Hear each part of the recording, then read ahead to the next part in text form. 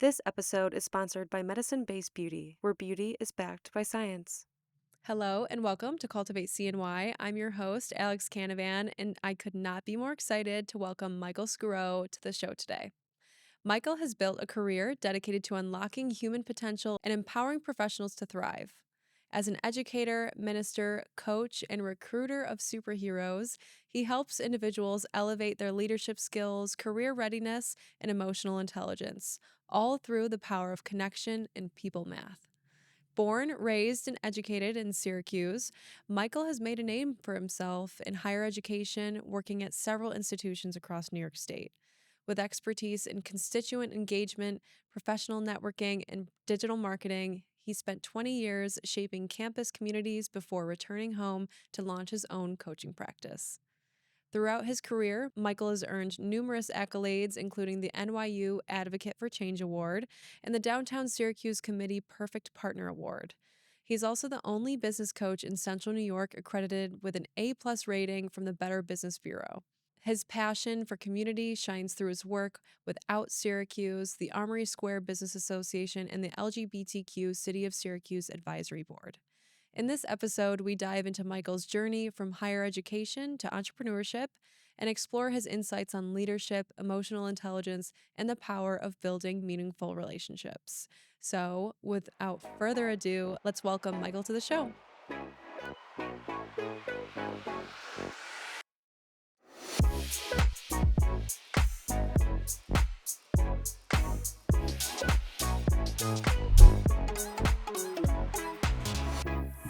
Michael Sgro, welcome to Cultivate CNY. Thanks for having me. I'm so excited. I've been watching these interviews for some time, hoping and praying I could be part of it. So here we are.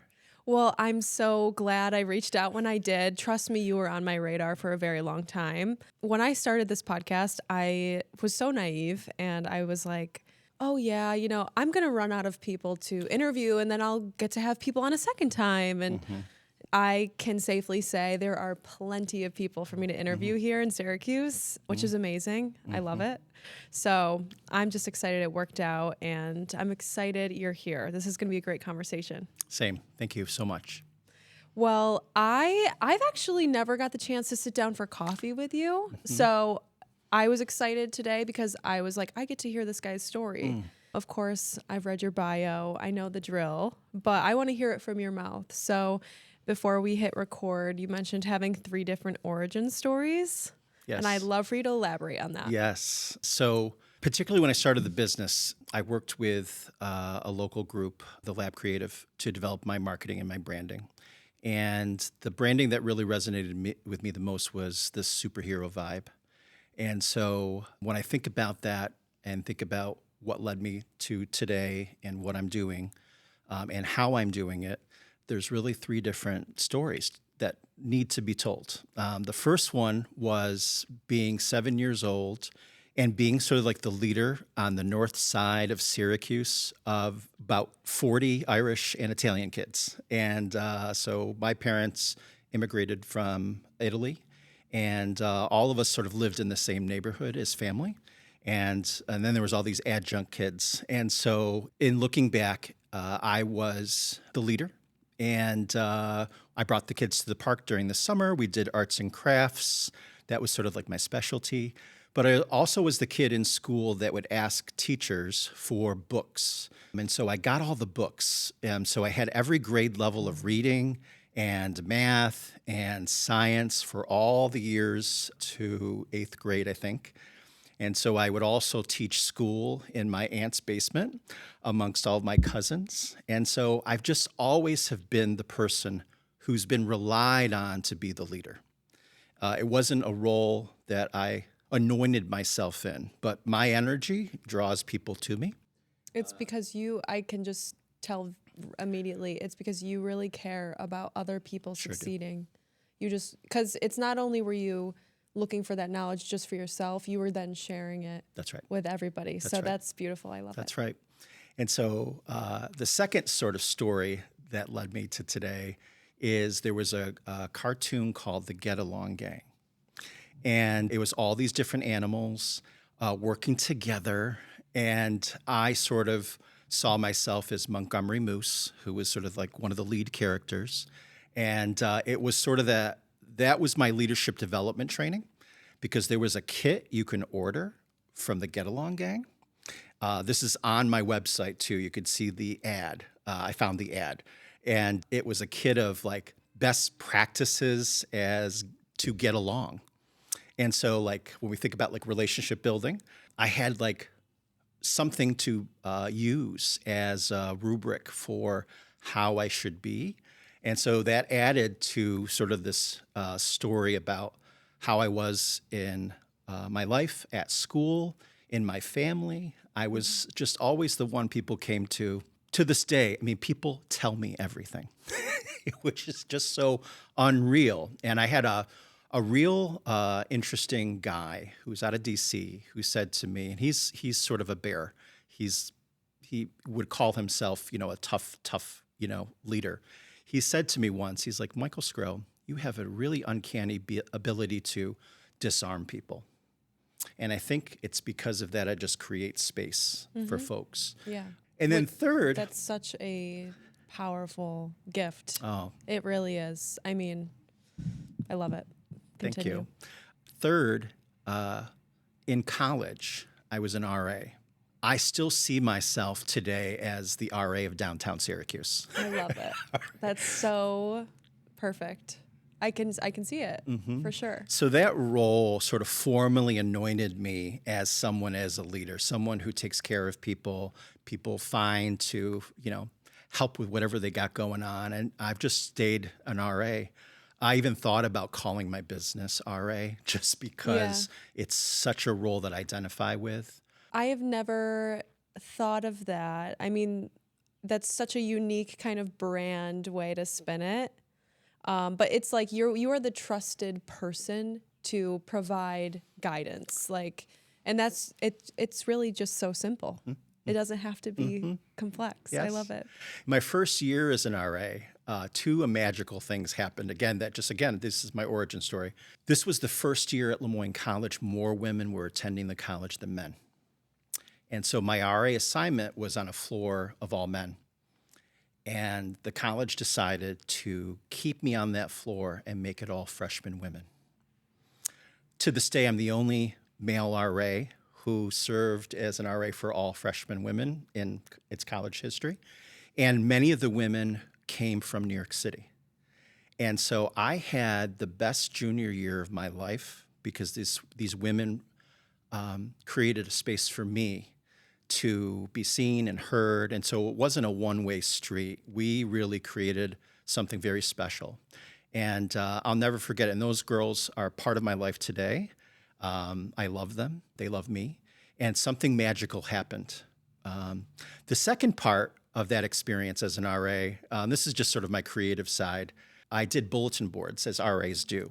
But people came from across the campus to see my bulletin boards. So I knew something was up with how I was doing the role of RA.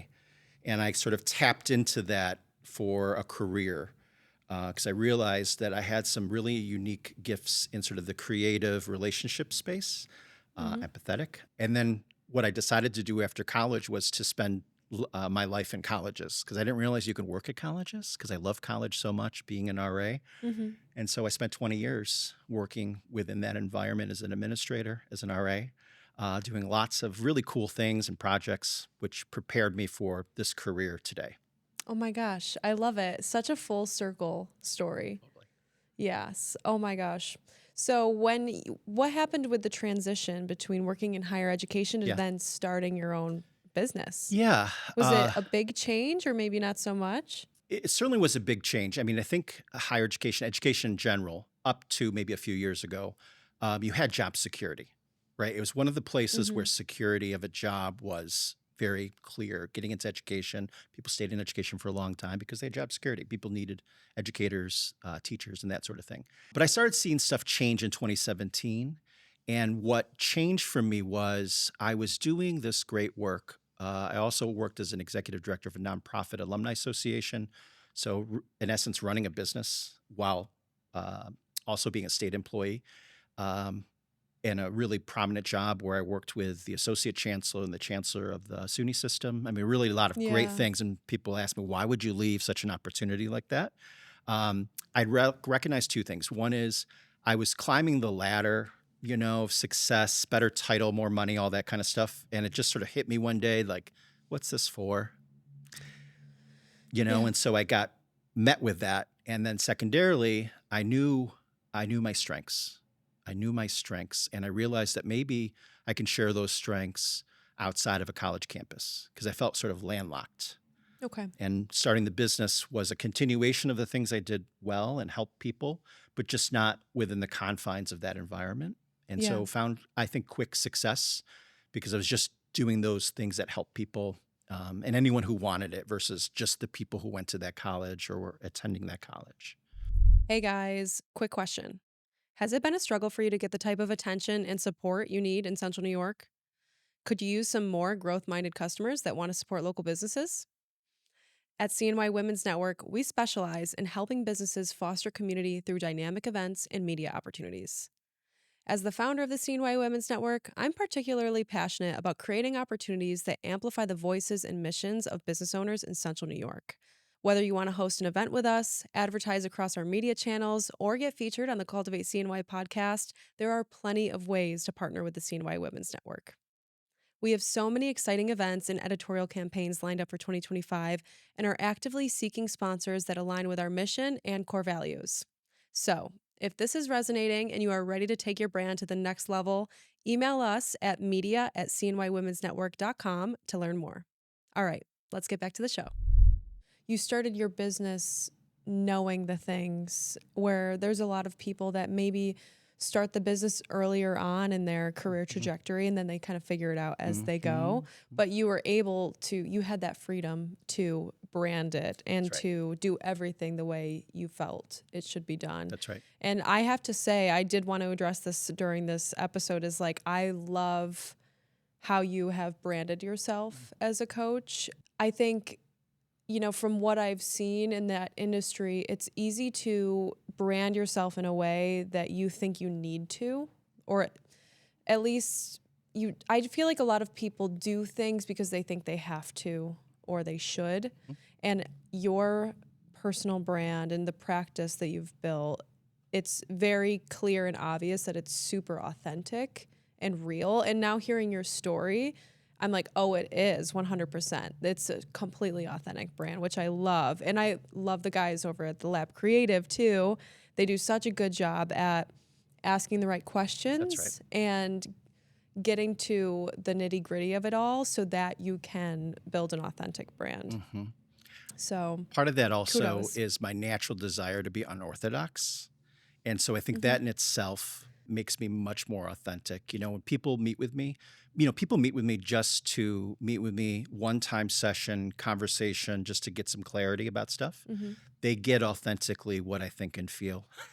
Yeah. There's no performative actions. I'm not worried about being myself or telling people the truth. One of the things I've found in leadership development, being a leader, is that the person that tells the truth the fastest is the leader.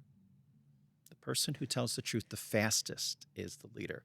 And so I owe that to people, even if they have a complimentary session with me or send me a message through Instagram. I'm just going to tell them what's up because they don't have time to waste, and I want to really help them.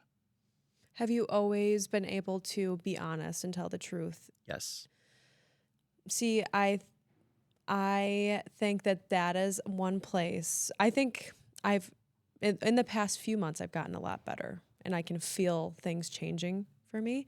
But that has been, I think, my biggest downfall in the past is not feeling safe enough to tell the truth and oftentimes saying yes when I wanted to say no, or maybe not just simply not having the conversation and letting things go on for too long.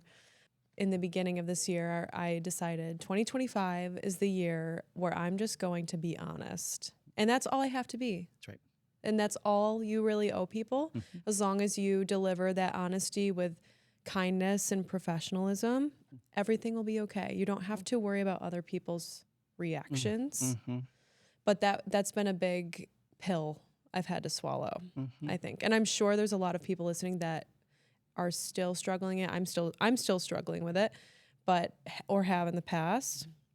Do you work with a lot of people that struggle with this issue? It's probably one of the number one things. It holds so many people back, I feel It like. does. And it's tied to confidence. Both those things are Okay. very close to each other in terms of human behavior. And, one of the answers, and you're saying it, is experience. Just it's a muscle that just needs to constantly be rehearsed, and there's some truth to practice makes perfect. Mm-hmm.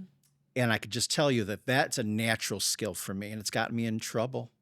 I would just say, even regionally, there are people, if I go out to a local, and I mean local downtown restaurant, people are like, that's Mike Sgro, and it's cute and it's fun, it's great. All right. But I always tell people it's just these 3 square blocks. It's not really everywhere.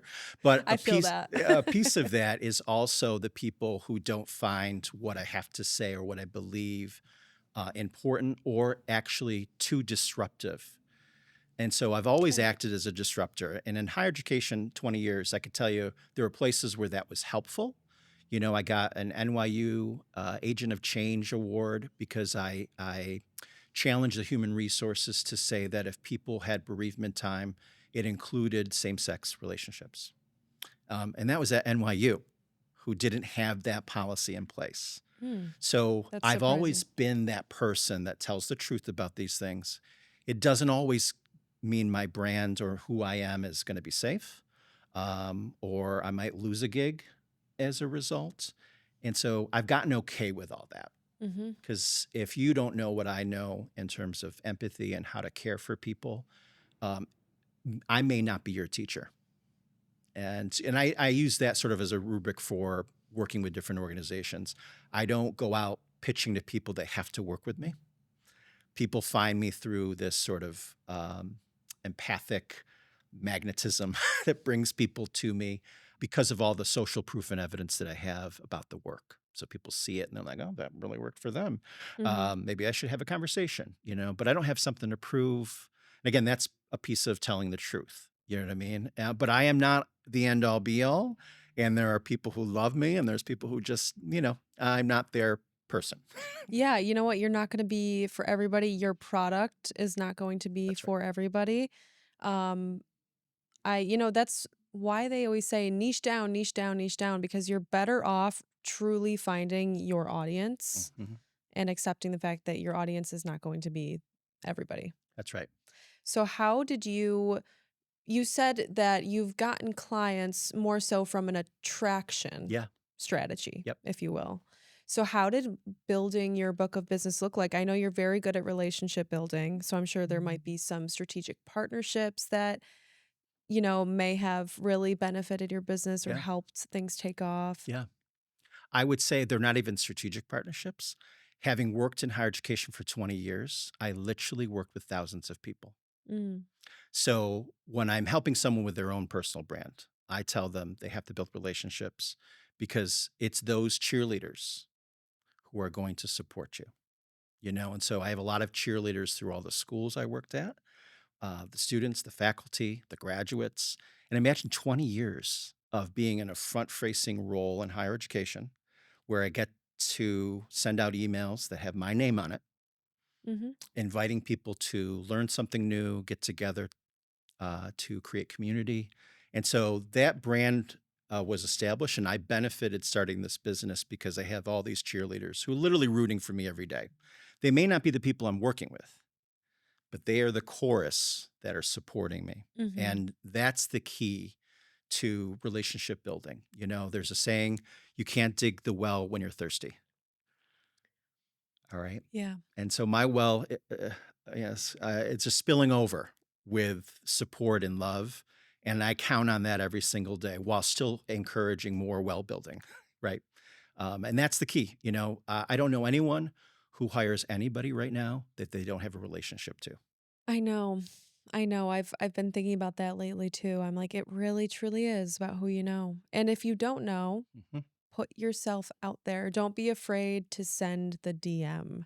Yeah, That is that's right. something that I told myself last year. I'm like, "Girl, we are gonna let go of all pride and send the DM to people that you do not expect a response from."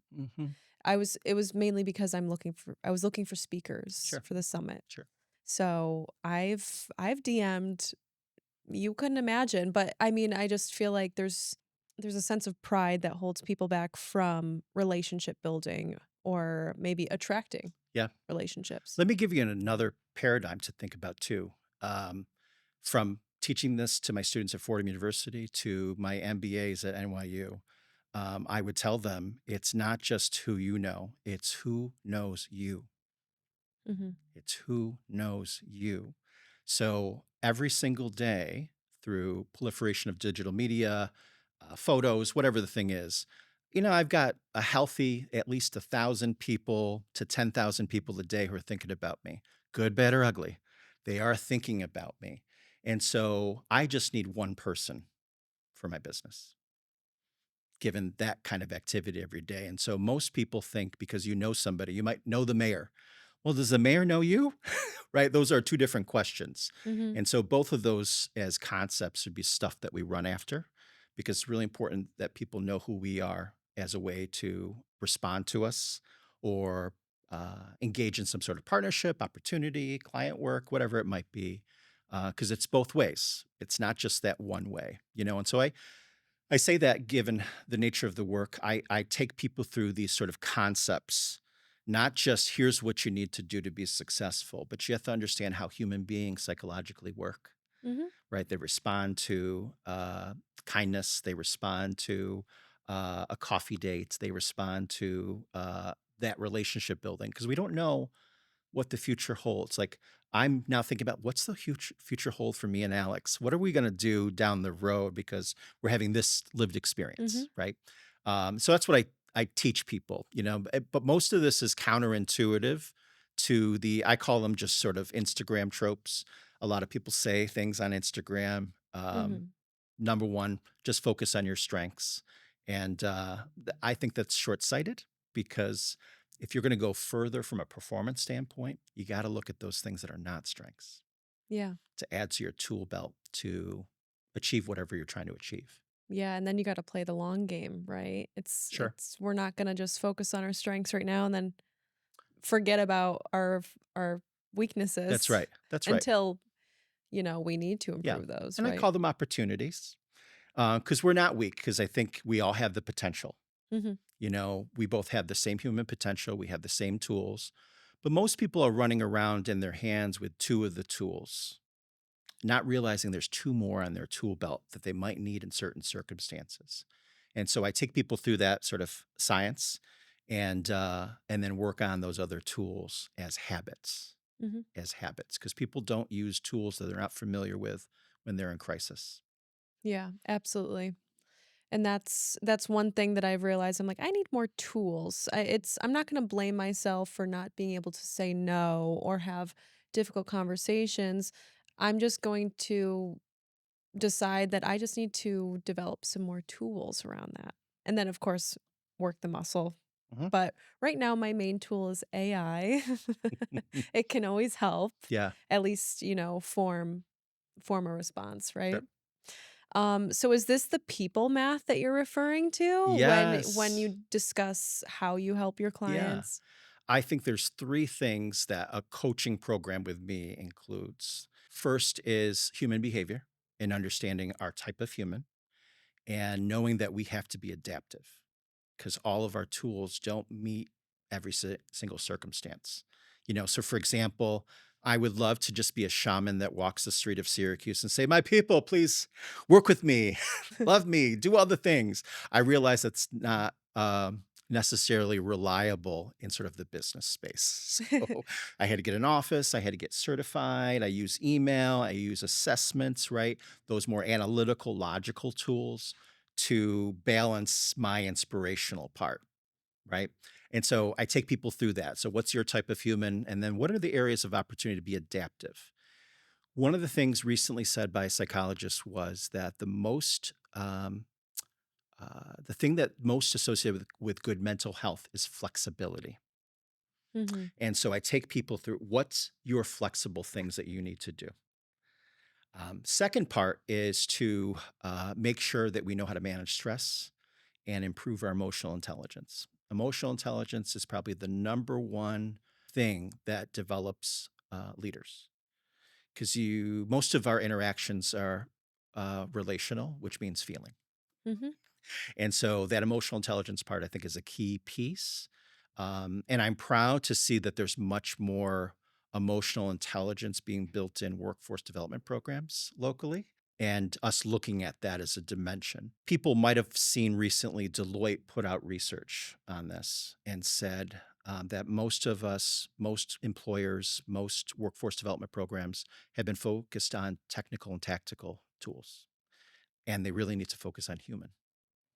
And so that's what employees are looking for. Give me the skills in terms of human relationships, relationship building, emotional intelligence, problem solving, managing stress, and seeing more value in that, which is fabulous. And then the third part of my program is making sure that we're living our values.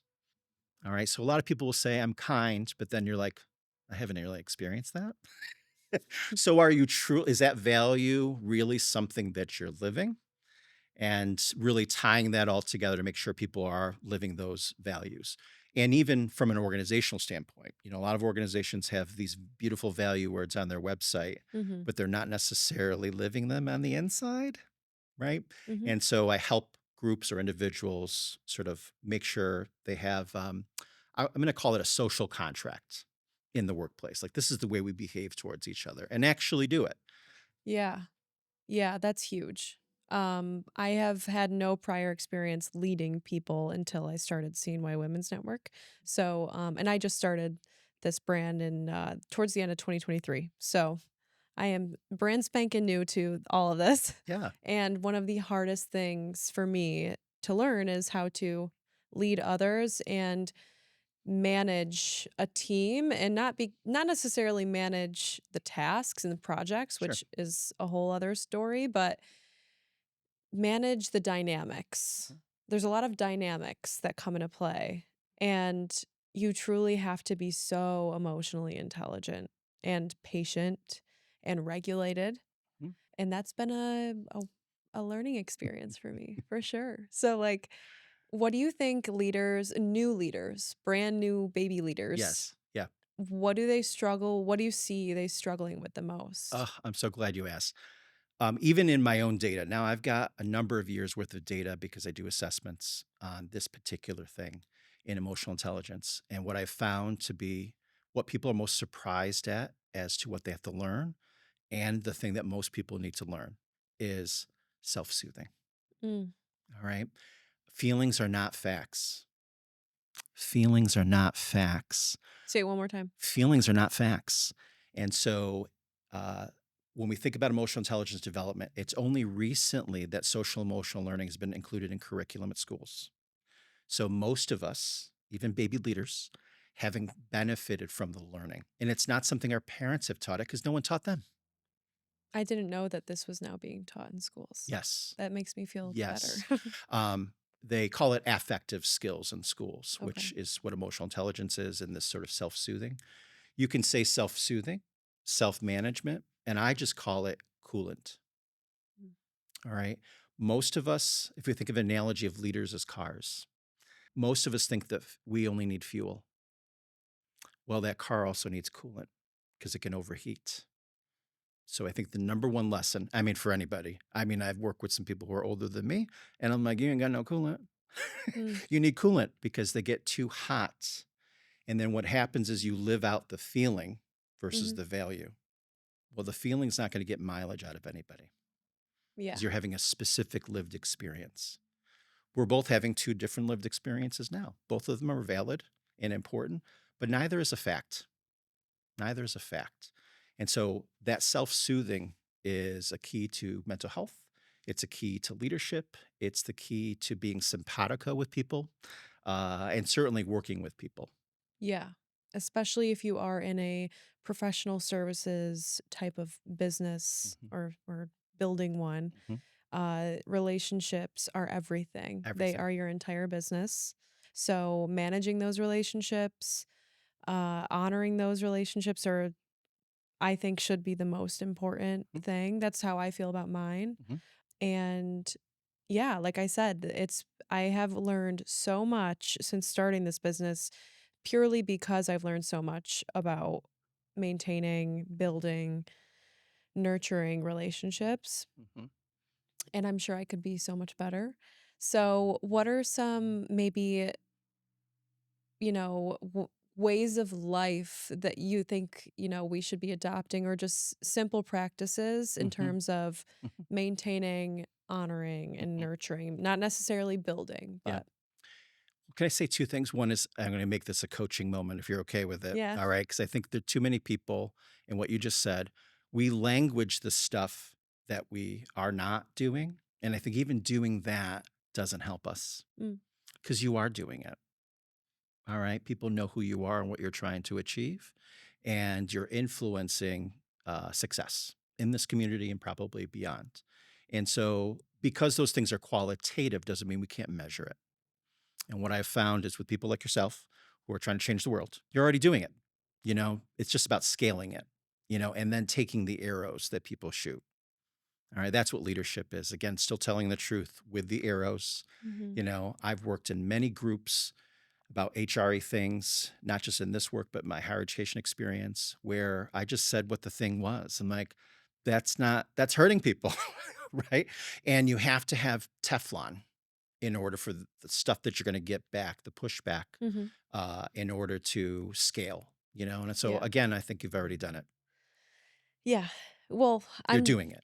I'm doing the Yeah, thing. I'm you're doing doing the the thing. thing. But I've just had to have so many I've put my big girl pants on a Mhm, lot in so many mhm, situations. I feel like in such a short amount of time. mhm, I'm realizing more and more, and I feel so empowered, and it really is a muscle. I feel more confident every time I stand up and mhm, do the right thing mhm, and be honest, cuz what I stand for truly is I want us all to have a space to be honest with each other. mhm. And, you know, that's why when something goes awry, maybe we didn't communicate properly or at all, I'm it's important that we admit our Mhm, faults, apologize, and try to make up for it in some way. mhm, But it's humbling, mhm, and I think it's definitely made me such a better person, a more loving person, and mhm, more understanding and mhm, flexible for sure. mhm. And now to answer your question, what I would say and why I said what I said to you is that people discount role modeling. Role modeling is leadership. So everything you do every day, everything that you post, all the good vibes that come out of the summit, right? That's role modeling. So a lot of times we think we have to do something directly to impact leadership, people, and all those things. But when people role model, that's another way of impacting people. And the reason why is you can't do this to people. They don't like it, Mhm. but you can show them. So a lot of people are watching you and they're learning through just watching. They may not tell you, they may not even attend the summit, but they're seeing what you're doing, and that role modeling is changing them to be more brave, more courageous, to lead themselves. Oh my gosh, you're so sweet. Thank you. It's true. I love the coaching. Please give me all the coaching. I need it. Now on episode 7, I right? know. You're definitely coming back for part 2. We're gonna do full coaching Wow, episode. awesome. Well, let's talk about empathy Yeah. because I mean, it's no secret how important empathy Mm, is, mm, especially in a workplace. mhm, But is empathy something that you're born with, or can mm, it be taught? what a great question.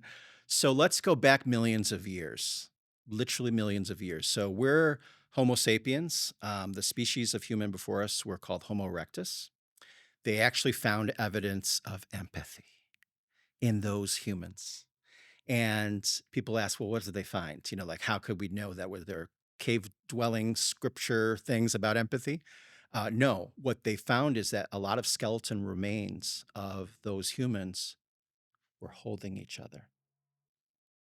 Wow. Hmm. Wow. So that was the evidence of empathy. So it is a natural proclivity for human beings to have empathy. You got to remember, we're also mammals, and mammals tend to run in herds.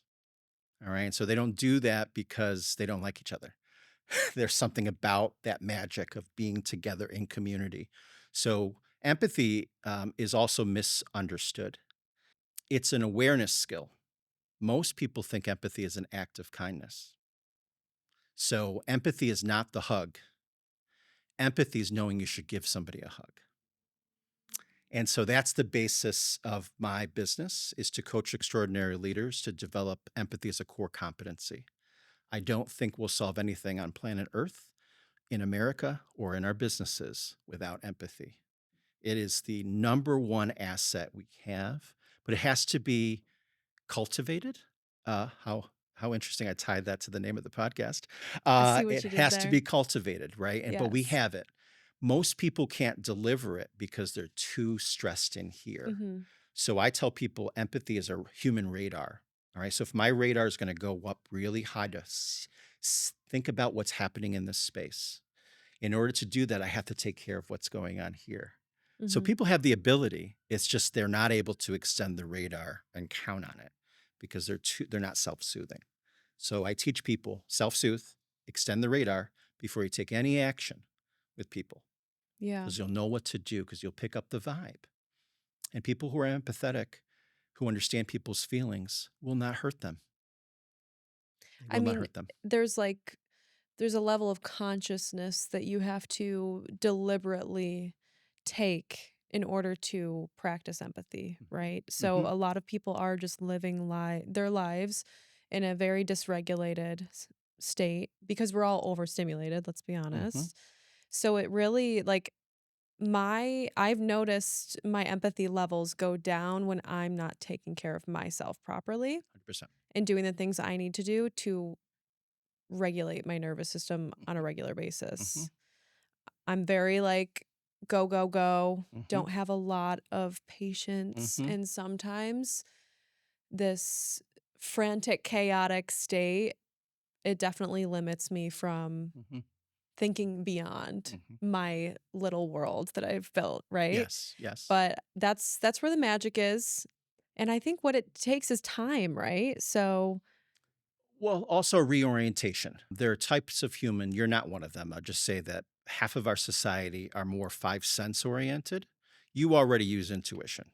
So that's the first step with empathy because it's an intuition tool, mhm, which is understanding feelings. People who are not positioned naturally with intuition are using their five senses. Five senses don't deliver empathy. mhm. All right. People read the email and that wasn't very nice. Okay. And they Well, stop there. and they stop They there. don't, They're not curious yeah. or intuitive about why they may have gotten that email. Mhm. All right. And so I found in the work that it's a reorientation to trust intuition. And you're already an intuitive person, Well, but that's it's, why I said it takes time mm, because it takes time and space for you to tap into mhm, intuition, mhm, right? So I just take deep breaths or like I'll mm, put the email down for an hour and come back mhm, to it. mhm. For me, it's really making sure I come back to it cuz I'm an avoidant. Well, and because I work with organizations, a lot of organizations are led by analytical and logical people Mhm. because they understand the widget they make.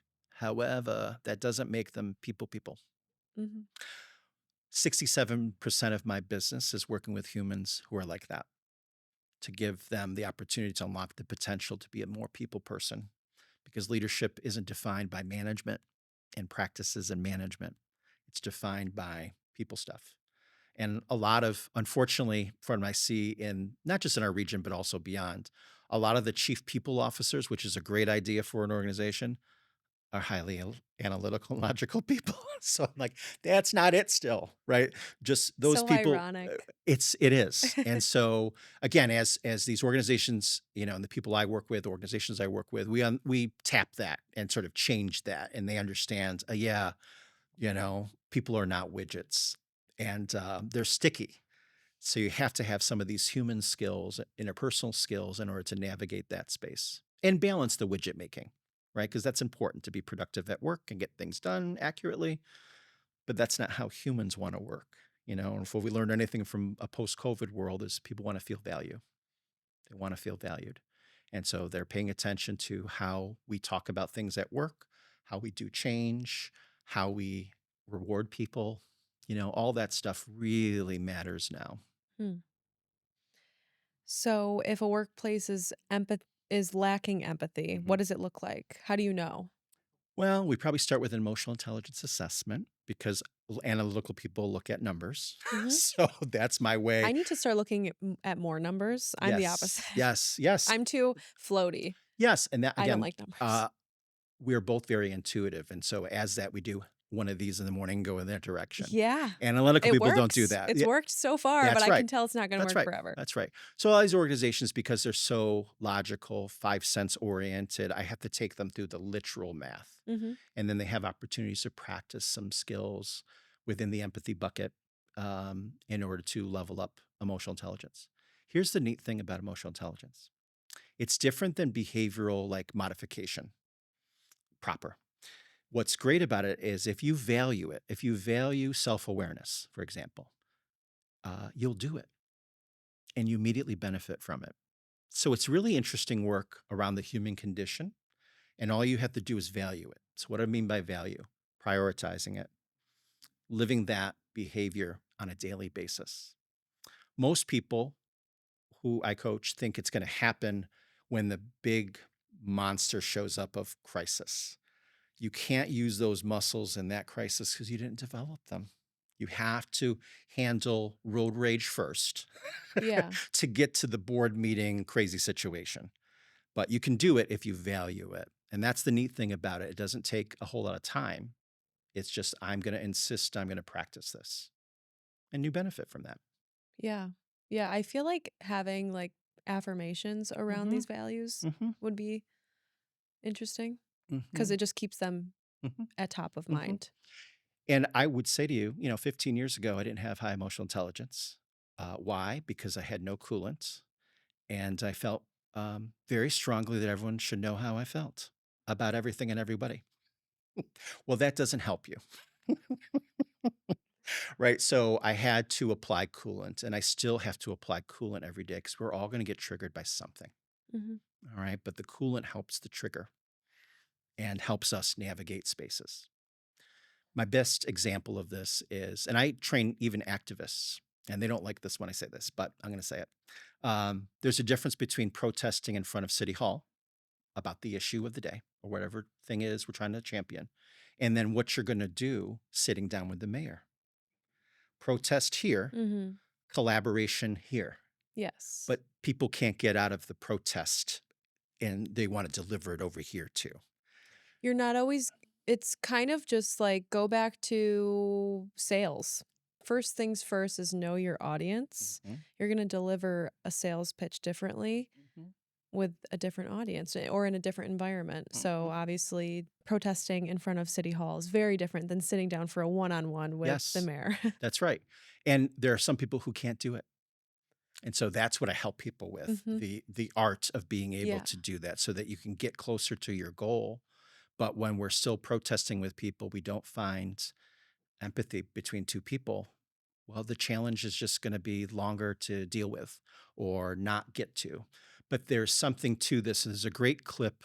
I didn't mention this earlier. Probably a fourth origin story Mm. is my degree in Oprah.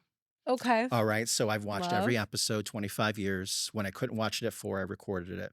Um, and what I learned through Oprah was that in that space in us where we're challenged by whatever bad thing is happening, because we're okay with it in here, doesn't mean we're endorsing it.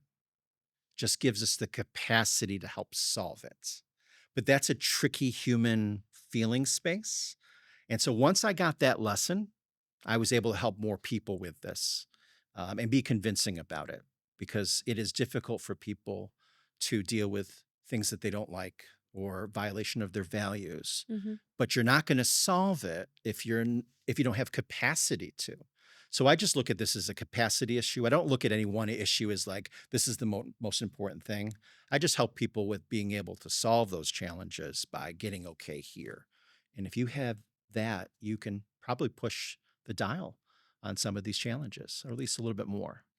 And this is the stuff, I mean, this is the real work here. You can be the most genius analyst at the biggest company, Sure. But if you don't understand that how to self-soothe and regulate the nervous system and push through these triggers, you're never going to change the world. Nope. And Nope. I it's always my biggest priority, truly every single day, is to do the things I have to do to feel grounded and feel good so I can Yes. continue doing what I'm Yes. doing. Because I mean, I would get so burnt out Yes. if I didn't. Yes. Yes. And what we've learned about the workforce and how we do this work, whatever the work is that we don't prioritize. I don't even want to use the word self care. Self care is another definition for me, which is wine weekend with your girls. I mean, self-care is so many things. It's the what I'm talking about is the coolant in real time, Mhm. and that's the work right there. What do you suggest? Because personally, I breathe. I use Yes. the breath Yes. Yep. Breathing a is going to lot. help you move from the limbic system to the cognitive center of the brain. So if you could first breathe to avoid fight, flight, freeze, and fawn, which are natural human reactions to anything. You are fight, I'm flight. Okay. All right. And I'm so fond. you could be fawn, sure. Most of us usually center around one of these things. Yeah. Okay. And neither of them are, or I'm all like, of them I are good definitely or bad. dip my toe in all 4. And so if we can avoid that by breathing, now the next step is the problem solving part. And the problem solving part includes us not treating what we're experiencing as a fact. And what I found to be the best practice is self talk. I Mhm. do self talk, pardon me, every single day, every morning. I do my sun stretches, even if there's no sun. And what I do in that self talk is I pray for the people I don't like. I pray for the people who've wronged me. I pray for the people who are incompetent. Quite honestly, incompetence triggers me because I Yeah, spend so much of my time helping people with their competencies, right? But as an act for myself, it doesn't change the person and what they're doing. It just makes me get emotional alchemy. So I have capacity that day to solve what I got to solve. it reminds you how I mean, I feel like it obviously promotes compassion, Hmm. and I think that compassion is that special tool Hmm. that we can all use to lead with our heart. Hmm. And I'm a big Hmm. um I'm into all the things. You Yes, I might be love able it. to tell, but Yes. I always say if you, as long as you lead with love, Yes. like that is the magic key. That is the sauce is love, Yeah. right? So, and you can't lead with love without having compassion, especially compassion for your haters or your enemies. Yes. Um, And that's an interesting thing about the coaching space because from a business standpoint, you may or may not know this, but it's an unregulated business. And so anyone could hang a shingle, call themselves a coach. mm, All right. So for me, when I started as a coach, despite the level of experience I had, I got all the certifications. Why? mhm. Because that's important for me to deliver trust in the community, but that's not everybody. You know what I mean? And so it is a space where there's a lot of copycats, there's haters, there's hate likers. I mean, there's just such an interesting thing because it's qualitative. Do you know what I mean? And so from a space of business to business relationships, I've absolved myself of all that. I'm not looking to compete with anybody.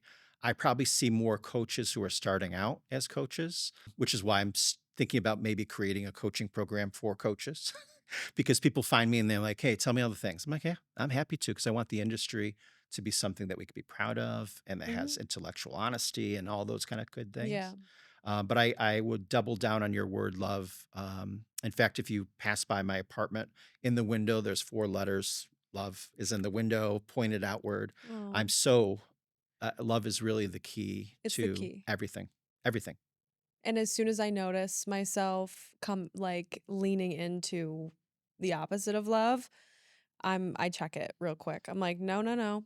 Yeah. We are not going to do this." Cuz Yeah. the only person it really hurts is yourself if you think about it. It's so Yes. draining to not be in a place in a mindset of compassion, love, but it takes work Yeah. and it takes discipline, I Mhm. think. To just go back to empathy for 1 second, I want to just make sure I say that there's actually 3 types. And we can use that in every kind of communication that we have, whether it's email, being on a podcast together, working as colleagues, smoke signals, they work every time. And it's based on the work of Daniel Goleman, who I think of as the leader of emotional intelligence. He's done all the research for the workplace, in fact. And he came up with three different types of empathy. And I just say quite simply, they are I see you, I feel you, I help you. And if you can use those in your daily life in communicating with other people on the street, the barista, podcast, whatever it might be, you're going to be in good shape. And I see you is just validation. When I walked in here, I was like, "Wow, this place is beautiful." Right? That's I see you. Right? This is a real thing. Wow, this is great. Right? I feel you is creating space for someone to feel with in non-judgment. And I help you is here's how I can help. And if the person wants the help, they welcome it. Because the I help you one is a lot of what a lot of people want to do, but you can't help the people who are unwilling. And so when we force ourselves, people call it tough love. Well, love isn't tough. It's just love. And so that's sort of like Mm. each of these have a little bit of a blind spot if you overdo it. But the basic version of it, I see you, I feel you, I help you, is sort of how we should communicate with people. What's going to come up in us, though, is our ego. What's going to come up with us is disappointment. And in the workplace, I found that people are more upset about the fact that things are not getting done and that we have to talk to Susan or Bob about how they feel. And I'm like, well, talking to Susan or Bob about how they feel may get them to get things done because that might be a requirement for them, Mhm. you know? We all get into these places of maybe stuckness or lack of motivation, or just it's hard to get started again. Like, I just got back from vacation. I'm like, it's been hard to get back into things. But do you ever just feel like you need to like process an emotion or have a human experience before you can get work done? I feel like there's sometimes Yeah. where just our emotions do need to be tended to before. Yeah. I would say I do it during. So I'm not waiting to do this work. I'm doing it in real time as fast as possible every day. Mm, If I have a spark of something or an ember, could turn into a fire, I douse it mhm. and try to understand it because we are not our feelings, right? Whether they're also not facts, they're data. But our brain doesn't send us a message saying, "Hi, I'm mad, and here's what you're going to do with me." Yeah. We're meant to figure that out in the cognitive center. And so after you do that a while and you don't allow something to take over, you do this work during Yeah. because we're always having human lived experiences. And so it's not an after thing for me. It's not a before thing. It's during. If I felt nervous today, as I'm being nervous, I'm dousing it and saying, "Why am I feeling nervous? Well, this is really important. I want to do it the right way," and all that kind of fun stuff. But once that happens, I'm on and ready. Mhm. Right? But it's for me, it's a during thing. And what I try to teach my clients is that you have to do this in real time to benefit from it, because we will conjure things up Mhm. and imagine things about what we're experiencing or create limitations for ourselves, particularly from a confidence standpoint. And so I just myself, I've just I would be doing the work dishonestly if I wasn't also a product of the work. Mhm. And so I try to keep myself in that space. Yeah, I feel like sometimes just being a leader and you have, building business, you have so many things going on and time is always an issue. Mhm. And so I feel I've definitely been guilty of just pushing things under the rug and keeping it pushing Mm. because Mm. I truly felt like I couldn't afford to have Yeah. an emotional Yeah. experience, Yeah. or I couldn't afford to have a hard conversation right now, maybe because we need to protect the dynamic and get this done instead of digging into a relational issue, Mhm. Mhm. And I'm sure that there's plenty of other leaders that have fallen victim to the same Yes. situation. Well, you just said a really important thing. And I want to sort of double down on it. Most people, when they don't address their feelings, they don't go someplace, they stay. Mhm. So there's the saying of what you resist will persist. And so a lot of us are doing so those mental gymnastics while trying to get things done.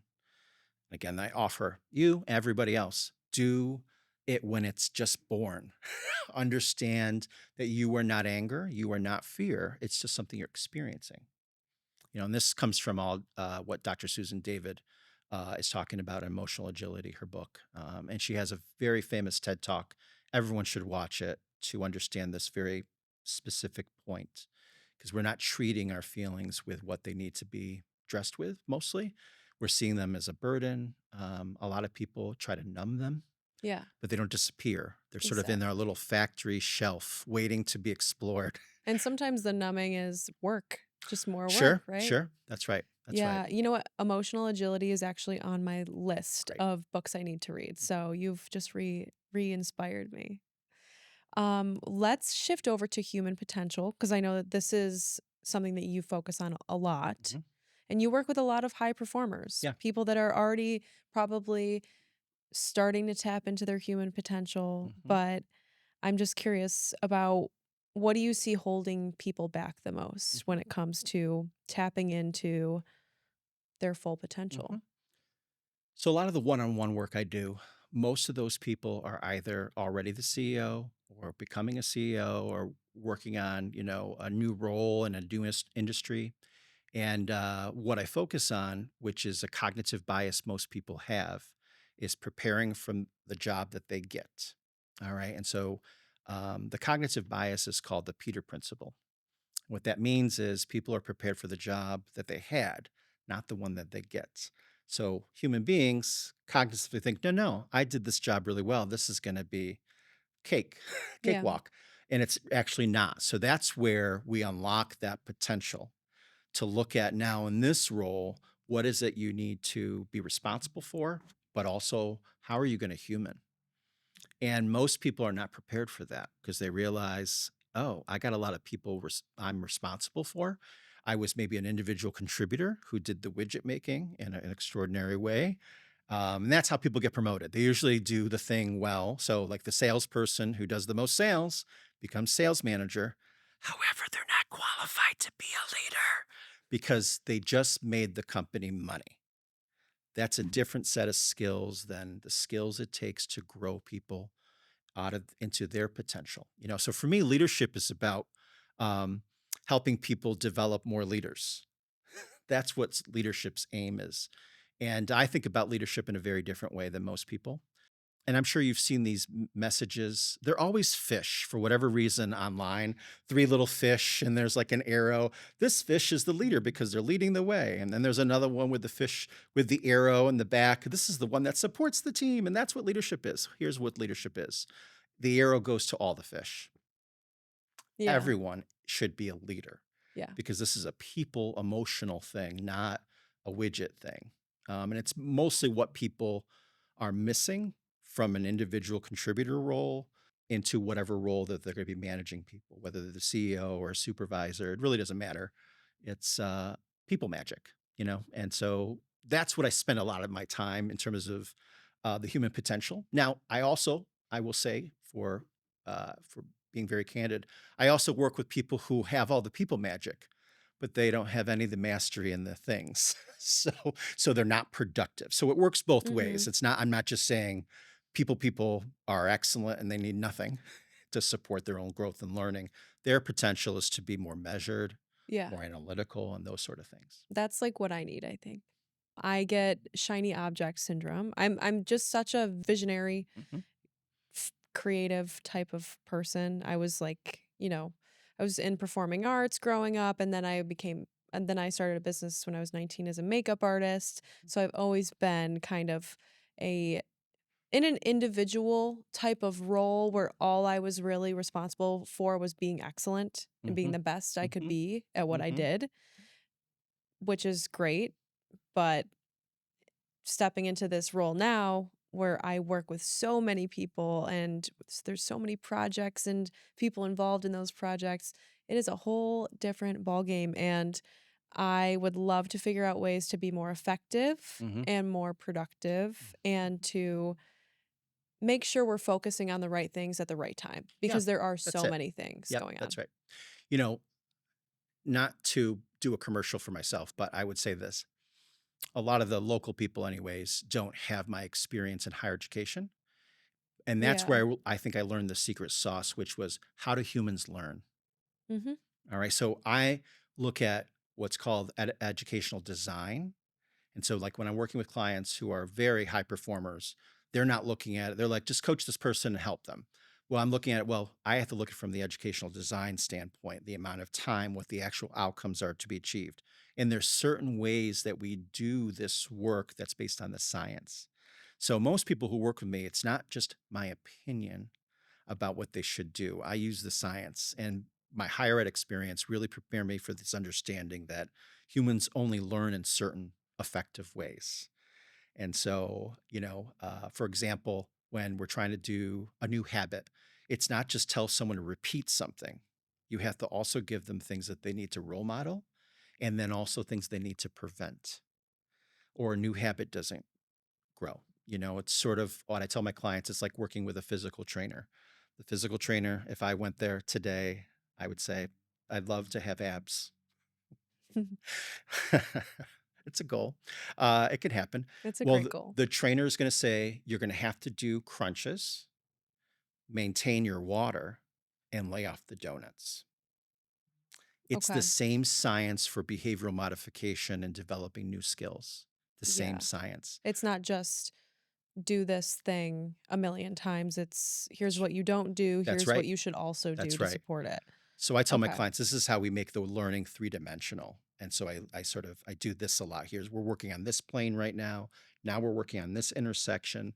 And then finally, we're working in three-dimension about your growth and learning. So it's not rote and linear, the work I do. It's really three-dimensional. Because you could be the best presenter, but not likable. Mhm. Yeah. So how do you increase your likability? We work on that. But it's three-dimensional work. It's not linear. So you work with a lot of high performing individuals, and I'm just curious, do you see any patterns or common themes when it comes to why these people are so high performing, or maybe why these people were able to get the position in the first place that they are in? I know that you mentioned a lot of these people that a lot of your clients excelled in their careers and then became a Mhm, leader because of that excellence. mhm. But what about the people that maybe have been in their role for a very long time or maybe have always been leaders? Why do you think these people are so successful? I think two things, just based on my experience and my own experience. I find that people are successful because they avoid interpersonal anxiety. All right. Coming out of COVID, I think a lot of people, even beforehand, but COVID especially, some of their muscles atrophied. And so speaking up at work is not something they choose to do because they perceive consequences. And so I found that high performers avoid interpersonal anxiety because they're managing their feelings, they're deploying coolant, and they don't see it as risky behavior. Again, they tell people the truth. Mhm. That's one piece. The second is they know themselves. I think the journey of just growth, your life, if you don't acknowledge all parts of you, there's something that you're spending energy dialing down or hiding. That takes energy. Yeah. And so I found for myself, when I completely became myself. And I will tell you everything you need to know about me because no one's going to tell me about me. I'm going to tell you about me. Once you're, I guess we could call it confidence, but like really truly own yourself. I think you see this a lot proliferated, but it takes work to not just say that, but to really be it Mhm. and really kind of showcase maybe the things that are different about you, that are your strengths, that maybe are uniquely yours. Again, people on the surface see me sometimes as too playful or too extra. But what they'd be missing is what I also know from my knowledge and my ability to help you. But I don't get lost in people's thoughts about that anymore. And I think Mhm. the same thing to these high performers. They just ignore the noise on the Twitters and all the things because it's not for you. That's about them. Yeah. And I mean, It's taken a lot of work and acceptance for me to like show up on these podcasts and build the CNY Women's Network. I knew when I started it that it was going to require me to be seen a Mhm, lot. mhm, And most people would probably assume that I love to be seen and I love all the attention in the world and I've always been this way. But there's a reason, I've always wanted to start a brand like from for as long as I can remember, but mhm, there's a reason why I didn't get started until I did. And leading up to that, I was carrying a lot of shame mhm, around with me and I was mhm, afraid to be seen. And I just decided, you know what? It's not doing what I'm going to do is going to impact so many people's lives. And that's what this is about. It's not mhm, about me putting myself out there so I can be perceived. mhm, And better yet, so I can be perceived as this perfect person, mhm, because I would love that. But I know that's not the case. mhm, And honestly, when I open my phone, I see my face on my feed, on my screen, it's like a jump scare and I mm, scroll away. mhm. I don't watch it.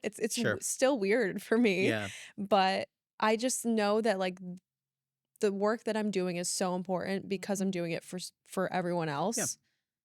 And I think it's just taking away the ego again. The ego, I think, always comes up and it Yep. holds you back so Yep. much. So, but over time, I've just grown to accept who I am and accept the fact that I'm not always going to love Mhm. the way I sound or look. Sure. And that's okay Mhm. because I'm what I'm doing matters the Mhm. most. Mhm. Yes. One of the things I think I remember specifically at 32 wrestling with this notion. And 33, I I acted as if. So when I scrolled and saw the picture of me, I was like, look at that handsome person. Look at that person I love so much, right? It's self-talk, right? Going back to some of the things we talked about, right? We have to work that a bit to get to a point where we have to be okay with the fact that the microphone, the ability to be seen at scale, is an important aspect to changing the world.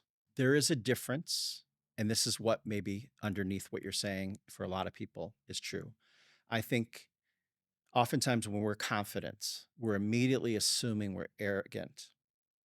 And that's not the case. I have never found anyone who's truly living confidently doing something good that they're the truest believer of, that they're being arrogant. Where arrogance comes is the people who don't have the same skills you do. And so their perception of confidence is arrogance. They are not the chorus we should be listening to because they don't have the skill. I see this all the time. Mm, And so when people are really seen and kind of going through that leveling up of being seen, what I have found is that staying tried and true to it and really making sure it's good. Its mhm. essence is good. It's about love. Then if you get, again, that's the nature of haters and other people. They presume of it as arrogance. Yeah. Who do they think they are? And it's usually it's their own stuff that's coming up in that, you know? And so I've just found I don't ignore it. I just create a runway for those people. If you want to work with me to get past that stuff, pardon me, You're fine. I then love it. then we can do that. But I'm not gonna tell anybody with confidence that they should stop, that they shouldn't keep yearning for the scale that they're trying to build to change the world. But that's the price we have to pay in terms of going through that as a process. And Mhm. you're going through that as a process. It's not wrong. It's not bad. It's just going to take some time to see that there's an impact that you're receiving and saying, "Oh, I recognize I'm changing the world," and so then you'll do more of it to Yeah. combat that. You know. Yeah, and I think especially if you are like a naturally empathetic person that just loves people. Like the Mm-hmm. reason why I'm doing this is because I've always loved people. I've always loved to talk to people. I'm a Mm-hmm. professional yapper. Like I'm a girl's girl Mm-hmm. like and that's just the role I've always Mm-hmm. played in my life. So truly I would like to say I'm a very loving, generous person, Mm-hmm. but I think my fear of being perceived as annoying or Sure. arrogant or full of myself or out of touch, that has held me back in a lot of Hmm. ways. And I'm just starting to Hmm. just say, you know what, to hell with it. If people want to assume that, then that's on them. That has nothing to do with me. 100%. That's right. It's more important that I show up and share my voice That's right. and hopefully make someone's life better for it. Yes. Well, it is. Even before I did this today, a ton of people who experience you have been talking about you. And these are all the people I work with or people who I know in the community. They're like, can you believe all this? This is wonderful. This is what our community needs. So that's the social proof and evidence. Do you know what I mean? Um, but to speak to this, there's actually something else that's going on with people who are highly empathetic. Okay. Empathy as a skill comes with it being a blessing and also a curse. The blessing part is like, even right now, we're both kind of figuring each other out and feeling what the other one's feeling. And I'm like, oh, I love what I'm finding. That's awesome. Right. Um, but the curse part is when we find something we don't like. I go to plenty. I have created networking opportunities since I was 7. Okay. Yeah. I know who doesn't like me. Hmm. And so there was a time where that bothered me a lot. And you did the glad handing and, oh, nice to meet you. And you're like, this person doesn't like me. And so that would really make me very upset. And now I just see it as an opportunity. They don't know me yet. And so I've changed that self talk for myself. But that's empathy does come with that curse part because we really know the truth, even if people don't say it. Yeah. Right. Yeah. I can always, it's the littlest things, but That's right. you pick up on it like that Hmm. and you immediately know, oh, this person doesn't Hmm. really like Hmm. me. And you Or ain't wrong, but it's unsettling. it's It's unsettling. unsettling for someone who truly just like I could literally have a conversation with a brown paper bag. I could be best friends with Yeah. anybody, Yeah. truly. And that's how I've always been. Um, I think my huge amount of empathy probably comes from just the way I was raised. Mhm. I was raised in a fairly emotionally volatile Mm. environment Mhm. due to a sibling's mental illness. And what that gave me was a huge amount of understanding for Mm. people like Mhm. my sibling. Mhm. And I noticed it show up throughout school. Mhm. I was my siblings' protector in a lot of Mhm. situations. They were bullied a lot. Mhm. They were always alienated and um just cuz they were different.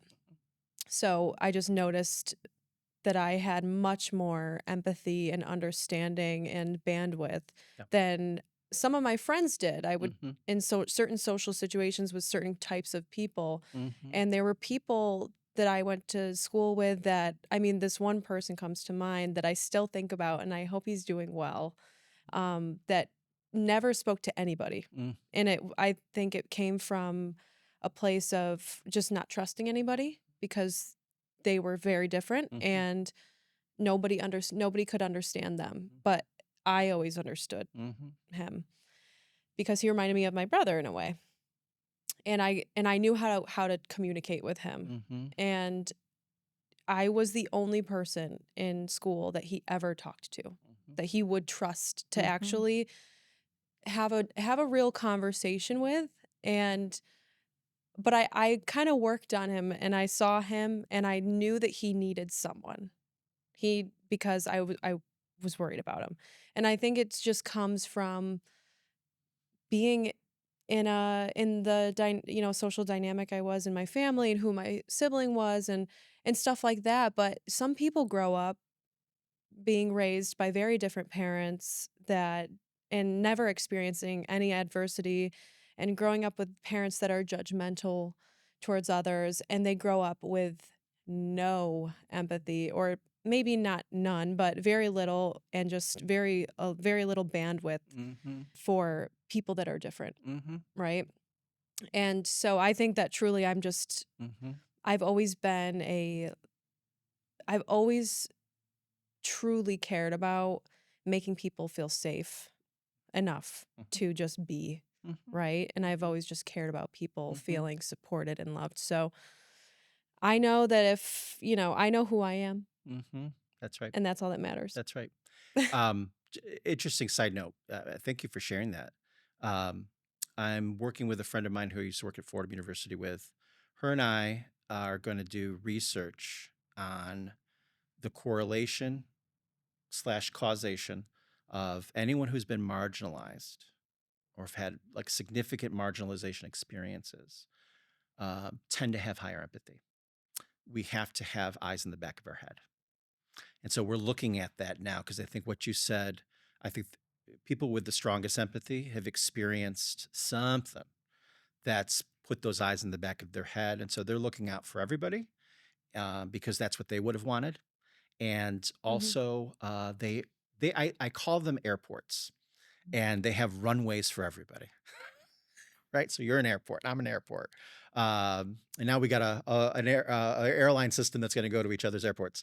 But my point is that those are uniquely people who have the tools to do that, but also an interest, a vested interest. And so people who have high empathy, I've found, have had some tough stuff, significant, and they benefit from those experiences. Not that we wish Hmm. those on people, but they walk away with these tools at the highest level because we can pick up the most modest of things Yeah. with people, and then we keep our airport open for business for everybody. Yeah. Right? Yeah. I tell myself, I'm like, you know what?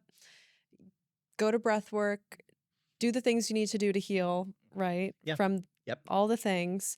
But, you know, I'm a strong believer that nothing happens to you, it happens for you. Mhm. And you may as well use these lived experiences to make the world a better place and to provide support or relief Mhm. to people who have been affected by That's right. the same thing. So, And that's a real role for people. That's your role. That's my role to really do that. I think for the longest times, people have thunk that these things are luxury items. Like it'd be great if we could do this kind of stuff, mhm. but I think it's required now. I mean, it's how our planet is going to heal, literally, how our country's going to heal, right? Create more understanding through love, because we can only do this together. Again, we're meant to be biologically, we're meant to run as a herd. And when we're not, isolation, loneliness is up, in this country. That's not And that's no not bueno. good. Not good for an economy, That's right. not good for anything. That's right. That's right. Yeah. Oh my gosh, this was such a great conversation, Michael. Thanks I for had having so much me. fun with Yay. you. We're Yay. definitely going to have to do a part 2. I'm available for 2, 3, 7, 22, a whole Okay, we'll give series. you your own segment. Oh my goodness. I mean, I've always wanted to be just a pop-up bubble when someone says something. Yeah, like a mascot, like I'm just just saying I'm available for all of the things, right? Yes, I Again, love it. what you're doing, special. Keep going. Don't let anyone stop you.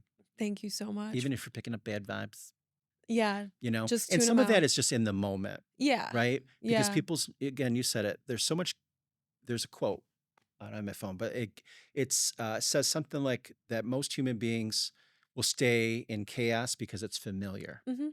And it Yeah. takes a lot of bravery and like reconditioning to take a path that's happy, more joyful. And I think through all the things that people have been through the last number of years, I think people choose People chaos. forget that happiness, joy, peace is an option for them. I think that's the issue, and for that, I have all of the compassion in the world.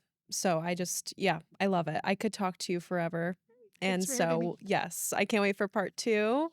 And thank you so much. Thanks. Yeah. Yay. Yay. All right, guys, that's it for this week's episode. Thank you for tuning in to Cultivate CNY. If you enjoyed this episode, I would love it if you left us a review and make sure you're subscribed to the show. Speaking of the show, if you or someone you know wants to be our next guest on Cultivate CNY, you can submit an application. Just click the link in the show notes. And if you are a business owner that's interested in getting in front of our audience, we're looking for sponsors. So if you want to learn more about sponsorship opportunities, you can go ahead and shoot us an email at podcast@cnywomensnetwork.com, and I will take care of you there. That's it for now, and we'll catch you next Monday.